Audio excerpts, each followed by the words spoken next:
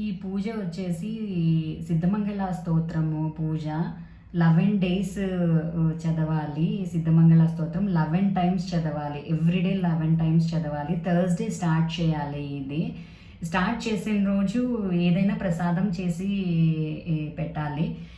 But కొబ్బరికాయ అయితే కొట్టి స్టార్ట్ చేయాలి. థర్స్డే స్టార్ట్ చేసి 11 డేస్ 11 టైమ్స్ చదవాలి. ఇది కుదిరితే మార్నింగ్ చేస్తే బెస్ట్. మార్నింగ్ కుదరలేని వాళ్ళు ఈవినింగ్ చేయండి. నాకు ఈ పూజ చెప్పిన వాళ్ళు అయితే అఖండ దీపం కూడా వెలిగిస్తారంట. 3 డేస్ అన్న మినిమమ్ ఇలా దీపం పెట్టుకోవాలి. నేనైతే ఈ ఒక్కరోజు అఖండ దీపం వెలిగిద్దాము అని చెప్పి పెట్టుకున్నాను. ఈ ఈ దేవుడు వచ్చేసి దత్తాత్రేయ స్వామి అనగా మాత.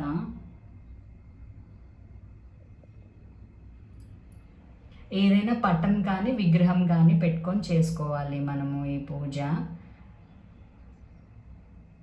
అనగా మాత సమేత దత్తాత్రేయుంది ఉంటే మంచిది. లేదు అంటే దత్తాత్రేయుల వారిది కానీ శ్రీవల్లభుల స్వామిది కానీ ఏదైనా దత్తాత్రేయ రిలేటెడ్ స్వామి ఫోటో పెట్టుకొని 11 డేస్ 11 టైమ్స్ సిద్ధమంగళ స్తోత్రం చదవాలి. సిద్ధమంగళ స్తోత్రం గూగుల్లో ఉంటుంది. స్టార్టింగ్ వచ్చేసి శ్రీమదనంత శ్రీ విభూషిత అప్పల లక్ష్మీ నరసింహరాజా అని ఉంటుంది.